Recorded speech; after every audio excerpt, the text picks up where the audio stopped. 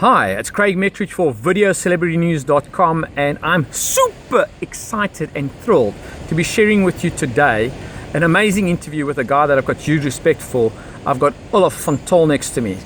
Olaf is a contest director, and earlier on we were on Facebook Live sharing with you just the intro of what he does. So now I want to get into more detail. What does that entail? What is a contest director all about?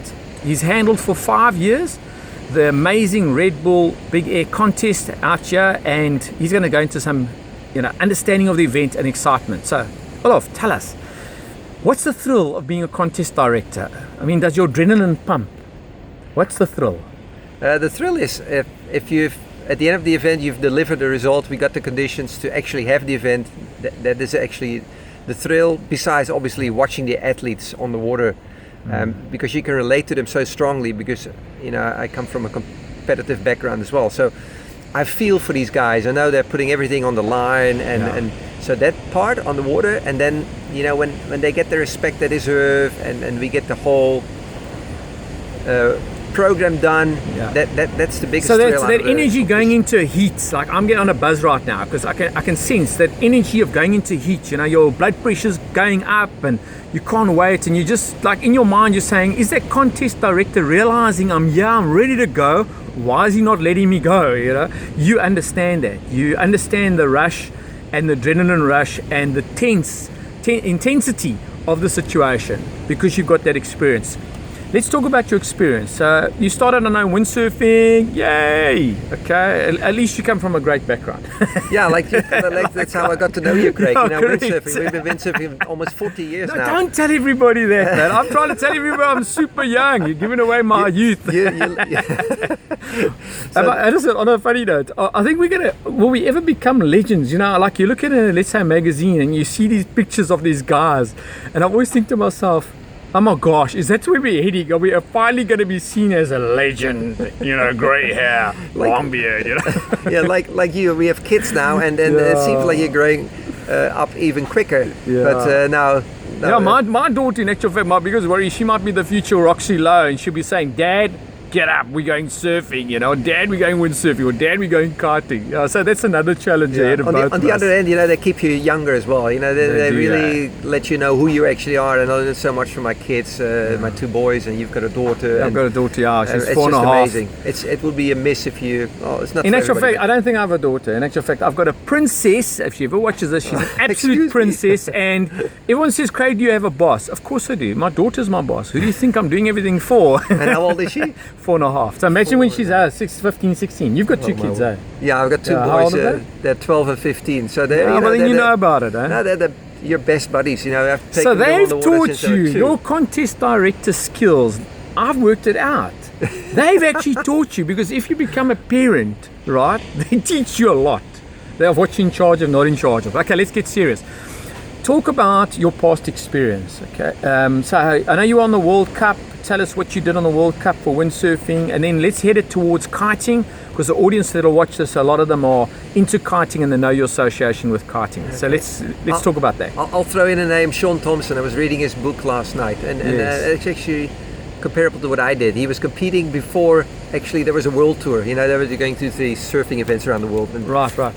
And as I started in windsurfing competitions, I won some small events, and then I went to the Canary Islands. And there, actually, all the riders sat down and they said, we, in combination with the industry, we're going to now start the world tour next year. There's going to be a windsurfing world tour. Amazing. So listen, I'm positioning the camera now deliberately because we said we were going to involve the whole audience in this. So what we're going to do is we're going to just get up, and I want to show, sorry, I'm just tilting it off. We're going to show the scenery here. There we go. As you can all see, the scenery is phenomenal here. It really is a beautiful, sensational, amazing day. Stay in the frame quickly there. Okay, and I'm just going to hit it up and up. You can see Table Mountain in the background. I mean, how beautiful is this spot, Dan? Yeah, I've been traveling around the world, but there's a lot of beautiful places around the world, but we're very happy. Cape Town's brilliant. Okay, let's get up. Let's make it real. Let's get up together, and I just want to show the venue that we're at so that people we'll get into the light show. So let's just turn together here. How's this? This is Cape Town, South Africa, for our international viewers. Beautiful place, amazing. How's that? There's a bit of flair there. And then if you can just walk to the front, we're going to do the rest of the interview right here by the sea. And I just want to get us in the light here There we go. Sorry. Okay. I'll follow And you, get no the move a little bit forward. So that's it. Wonderful. Right. So let's get back to the rest of the interview. Do you want to see? Hang on, Yeah, let's so, just show the scenery again. Bugger it, man. I mean, the I'll- scenery's better than our faces. Okay. So guess what? We are on air, live, and recording, and we've got people saying smile with our funny faces. And I'm saying, okay, chill. Yeah, to come back where I Yes. was, where we left it is, so with the industry and the windsurfers, we formed this world tour. So the year after I was on the windsurfing world tour, I did that for more or less 14 years, and with 18 years of age, that was quite phenomenal. That is amazing. In a That new is sport, amazing. basically, Yeah. and when it was towards my end of time, I ended up in Cape Town more or less, and then kitesurfing came around. So that was something So new. in other words, when you like decided, okay, you've done the pro tour for windsurfing now, you've peaked, you were smart enough to go, okay, now I need to maybe be able to give back in another way. Yes. And you know, because I'm a business coach and inspirational speaker, and I love my extreme sports, and I do apply it in my business methodology. And there's nothing more exciting than when you see somebody run into the water, they spend 1 or 2 hours, and then they come back off the water and they're on a high and they're on a buzz. It's such a beautiful feeling to see that, you know. And I see the same in business. In business, when you coach somebody and they get some success based on you sharing your failures, by the way, it is an awesome uplifting feeling when you see them, you know, reach a new high, reach their potential. Let's get to the kiting events. Okay, as a contest director, what does that entail? Let's go into a little bit more detail. All right, so Okay, it starts before I actually travel to the next event. I'll make. I need to be aware what the rule book says. I'll make a specific kind of a notice of race, as they call it, and then anyone on the web can check that sort of information before they decide to go to that event. excellent. So you've got to actually upload all the administrative requirements for the event. Exactly. So potential competitors to see, I want to go there, I don't want to go there. So that in combination with the actual rule book, you know, there's obviously rules in place. And also the logistics around the venue. I mean, you must go and scope out the venue. Will the venue work? Is it great for, let's say, the attendees? There's a how whole many list of people are going to needs. be, or how many people are going to be there? Yeah. Let's talk technology. Being a contest director, does technology play a big part in you running an event? Oh yeah, it's amazing how it's changed. I mean, in my days you would get an interview on a magazine, and you would be happy if you got a front page. Yeah. And What, did we get front pages ever? With our faces? I don't know. No, on a serious note, yeah, you could get a front page, literally, on a magazine. And nowadays it's all about likes on Facebook and Twitter and all the rest of it. So yes, the technology for judging, for instance, all our judges judge on tablets, and that goes to the main computer and to main screens. So we have main Sheesh, screens that's now amazing. on the beaches. The public can follow what kind of points are being given, what the riders actually. So what I'm understanding is gone more real time, like similar to what we're trying to achieve here, is do real time, unedited, live as much as we can. That's it. But there are lots of stress around that because you can't control, for example, the signal. You know, I mean, that's the one fear factor I have when I'm doing anything live, is can I control the signal? You know, if I'm doing it from the beach. Obviously, we have to send out guidelines to an event organizer what kind of download, upload speed we need to be able to run live, because the whole event, like what we're doing now, is actually live streaming. Correct. And so people can watch from wherever around the world. Anywhere in the world interview, they can watch the watch it. competition. And if we have a power failure or internet stops, that has a big consequence. What is You the don't Dutch want word for that? Is it something like nachtmerrie in Afrika? It's a translation. A nachtmerrie, a nightmare, exactly. Okay, I thought I knew one word. Yeah, we're very close with language. All right, some more things around being a contest director. I'm thinking of you having a chat to your son. Your son says to Dad, I know you're a contest director. Is that a job? I realize it is a job. It's quite a serious job on the day, especially to coordinate everything. Let's talk about the people logistics. Let's talk about, the question is, what skills and attitude? It's a 2-point question. Let's start. What skills first? And then I'm going to ask you, what attitude do you need to have to be a contest director? You know, on the kiting professional circuit / your past experience dealing with other sports. Okay, what skills and what attitude do you need to have? The skills you can't really learn in a book, as I said before. But what your skills require is all experience. Experience as a professional athlete, as a water sport. Yeah. Obviously, kitesurfing, windsurfing is quite related. So your skill there is like reading. Like I tell people, there is a skill in reading the waves. Like we'll know the time lapse between sets. That's a skill to know that. If it's high tide, like earlier on, we were standing on the rocks there, and I said to him, listen, if we drown, it's going to be your fault, because he told me off his fancy watch, nogal, technology, whether the tide's coming in or going out. So well done for that. Yeah, no, I keep an eye on all those. You know, as I said earlier, it's all about planning the whole week or how long the competition is, and you plan it, and every hour or every day that program actually changes according to the weather forecast. Correct. What we accomplished on the day, and so it's a non-stop sort of thinking way ahead as the competition So is running. are you a creative guy? Yeah, very. We always have to have a plan B, and Okay. just when I think everything is running smooth, something will happen, and my whole plan Okay. falls to pieces. So then. So if I you've got can't a just rigid sit plan, around. so there's actually, that's an amazing skill then, because getting back to business, right? When I'm doing the business coaching workshops, I tell everybody it's got to be interactive and not copy and paste. Yeah, Hence, I don't do death by PowerPoint, by the way, that is because absolutely true. you want that complete interaction. That in real time, if something happened, how would you then be flexible enough to restart your process, look at another way, and go out there and win new business? I mean, a practical example is innovation right now is changing so many things, positively for some industries and negatively for others.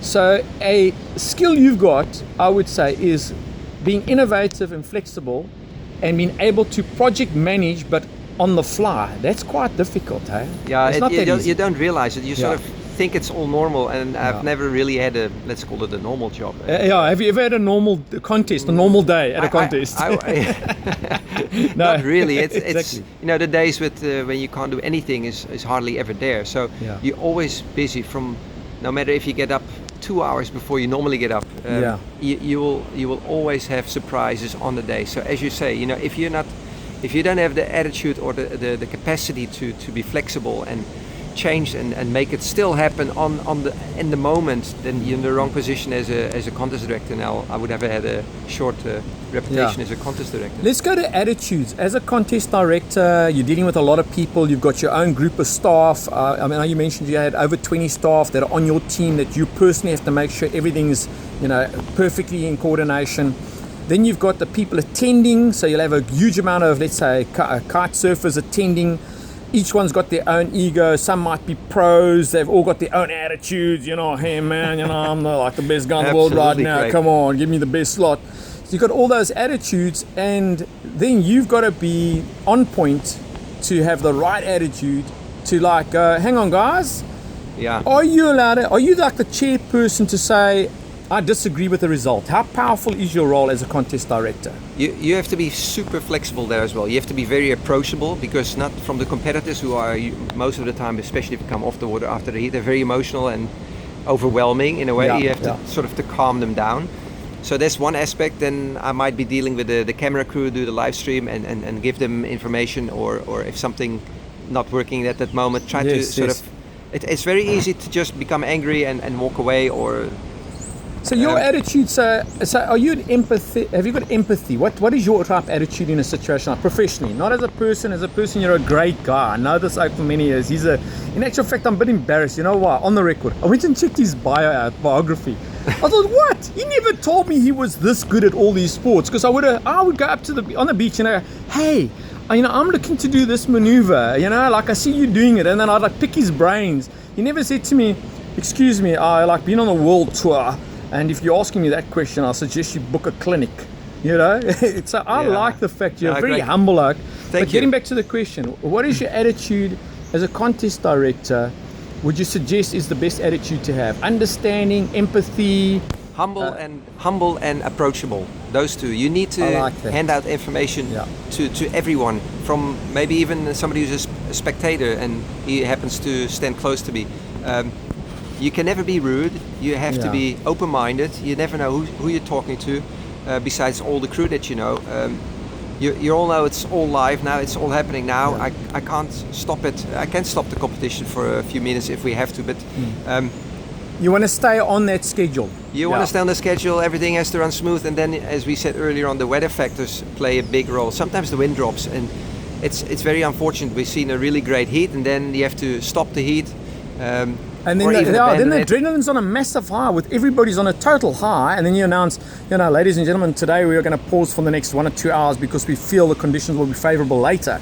You know, I get that. And that's that for is everybody. challenging. Some competitors might argue on that one and say, hey, but for me it's still great. You know, why we're stopping now? So, yes, it's you have to be very strict and very constant in your approach. What is suitable? And to add, you need to be disciplined. Hey? You personally need to have a sense of discipline within yourself. I went to the Navy for that for 4 years. I think I learned more discipline than ever. But to be being humble, I think, is the humble and approachable. Humble and approachable, exactly. Okay, so we're going to wrap up now. I just want to give some additional feedback to the people watching as to, apart from you being a contest director, being involved with kiting, traveling the world, you're also a dad, which is great. Where to next? So if you said to me, Craig, in 10 years' time, where do you think the industry is going with technology? Have you got any ideas? I mean, there's big sponsors involved now. The athletes, I mean, think about it, is most athletes today are at a professional level. They do it as a full-time job. They're not like kind of doing 5 or 6 different things at the same time. They are on the circuit and they're doing it as a full-time job. Where do you see this, let's say stick to kiting for this, where do you see kiting going? I see it as an exciting, thrilling sport. There's foiling now as an example. Is that going to play a part, do you think? What do you think is going to play a part just going forward? Yeah, it's already, as a contest director, I go to big racing events where people race with a kite on a foil board, and you hardly need more than 5-6 knots. So you can go anywhere in the world and have racing events like that. So that changes the whole dynamics of the entire tour. It's amazing. I mean, the days that you thought we can't do anything today, and then there's somebody pulls up his kite with 5 or 6 knots of wind, and we're full on racing the whole day. And you don't even see whitecaps on the water, and you think like, wow, how are they going? they're going 3 times the speed of the wind. It's just phenomenal. And so where I see it going, it's I hope it stays sort of real and pure and simple, but it's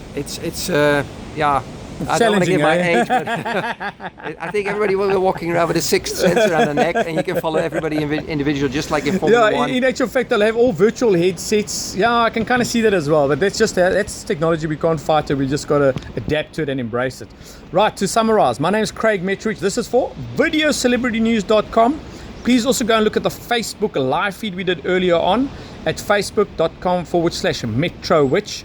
And my final parting message is, be part of the light. Share the love.